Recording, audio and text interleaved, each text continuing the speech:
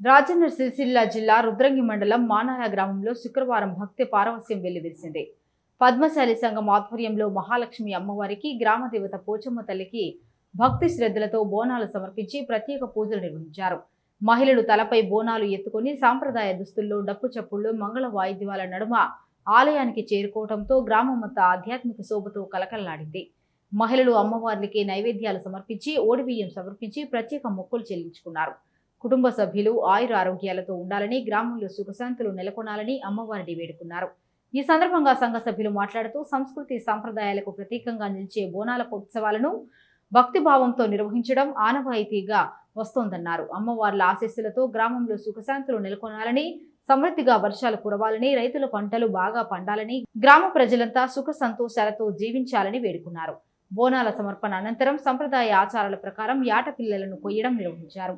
ఈ కార్యక్రమంలో సంఘం అధ్యక్షుడు కోడూరి దేవదాస్, ఉపాధ్యక్షుడు కోడూరు రమేష్, సంఘం సభ్యులు తాటికొండ దేవరాజం, జక్కుల శ్రీనివాస్, జక్కుల నందం, జక్కుల లక్ష్మీనరసయ్య, కోకుల వంశీ, మంచె గణేష్, జక్కుల లక్ష్మీనరసయ్య, తాటికొండ శ్రీనివాస్, రాజేందర్, నరేష్, బన్నీ, సాయి తదితర సంఘ సభ్యులు, మహిళలు, చిన్నారులు పెద్ద సంఖ్యలో పాల్గొన్నారు.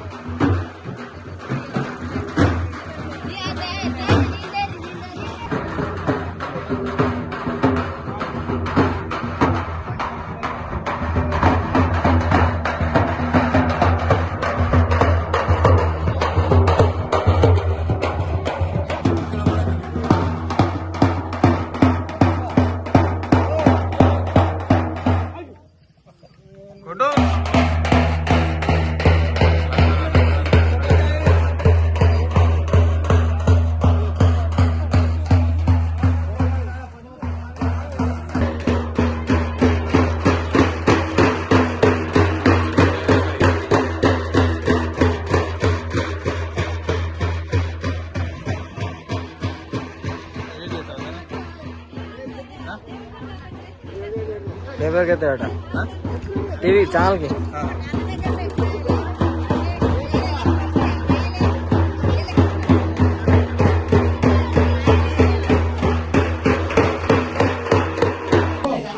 इको दिखन बैठू